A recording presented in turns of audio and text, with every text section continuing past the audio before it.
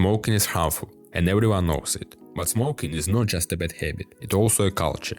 Tobacco appeared 1,000 years ago, so tobacco addiction has been with us for a long time, and for these years created a culture of cigarette consumption. Going out with your colleagues, smoking a few cigarettes, you not only get a dose of nicotine, you also perform a small ritual and socialize with others. Cigarettes are strongly associated with the social aspect. People start smoking for different reasons, and most often they don't start because they want to try something new. Everyone knows that cigarettes are not healthy, but the social aspect plays a very big role here. You want to seem more mature among your peers, or your friends give you a try. Of course you don't like your first cigarette, you could, it even make you a little nauseous, but with the approval of your friends, the cigarette doesn't seem so bad anymore. People continue to smoke because they simply do not see a reason to quit, because they already used to it. Everyone around them smoke, or they want to look like a cool character from a movie. Since the topic that a smoking person is so cool has been in movies for a long time, and we don't even notice this art anymore. Marlboro, for example. Also, let's not forget that smoking can help you to fit into company more easily. If you have no common interests at all, then smoking can help you a little. Smoking performs the same function as alcohol or some other things that cause addiction. But smoking is very harmful, and sooner or later everyone thinks about health and how to quit smoking.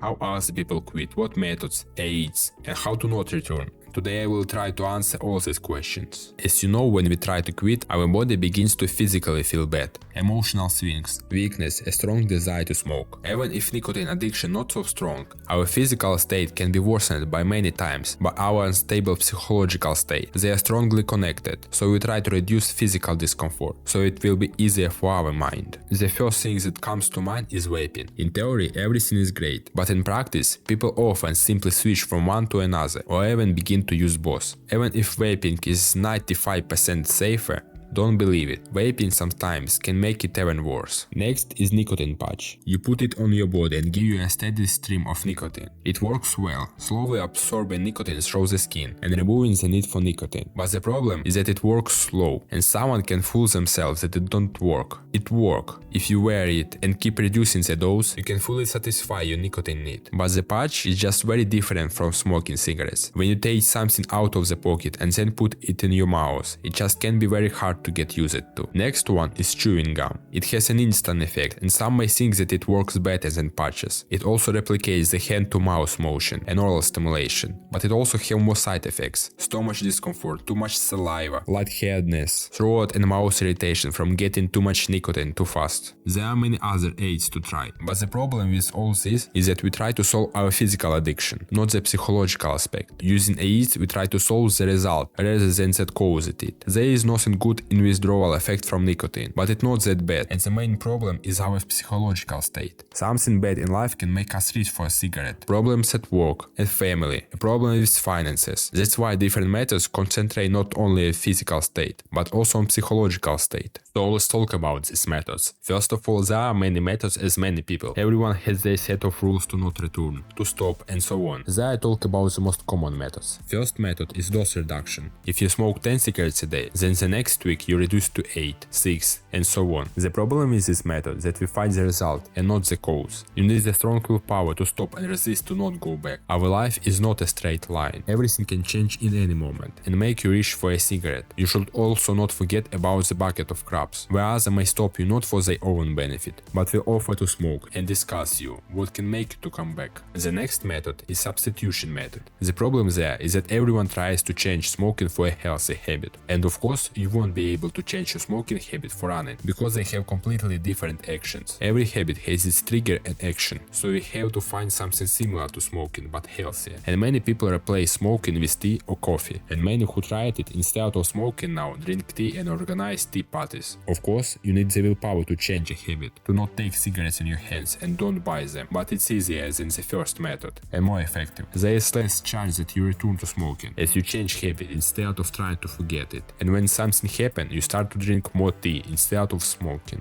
The next method is the cold turkey method, which requires the most willpower among others. This method means that you smoke the last cigarette and that's all, not one more.